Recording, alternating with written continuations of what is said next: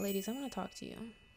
If you're chasing a man, you need to start chasing God, because chasing men means that there's no room for God. You will be dealing with the consequences of what it is like to chase a man's fulfillment. In Genesis 29, Leah, we were talking about Leah, and we were talking about Jacob and Rachel and that whole relationship.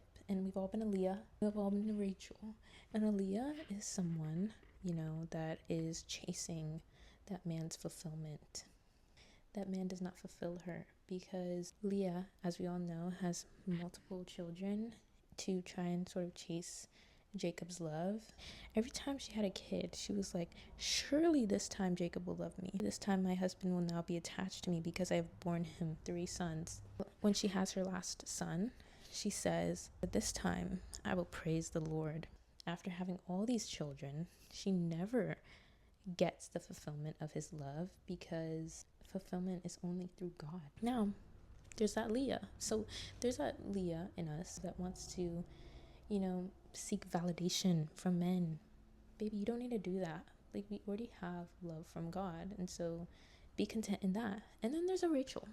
Even after Rachel is the chosen one, she's still not fulfilled. She's still competing because she doesn't feel satisfied. She's not satisfied by a man, because the only being that can satisfy us is God.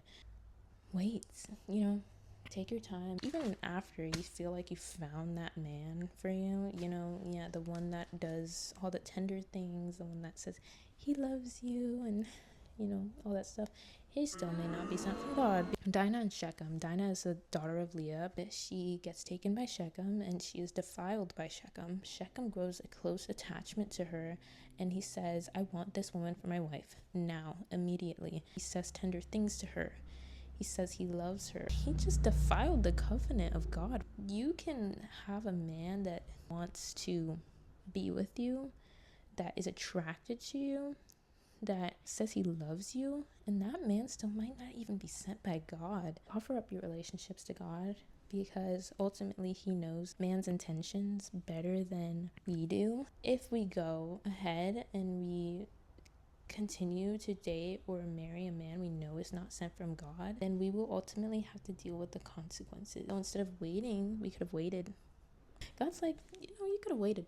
I just hate to see my ladies going through so much dependence on a man when God has not called us to depend on a man just yet, because he wants us to depend on him first. Our gift is in God, our treasure is in God. Offer it up to God.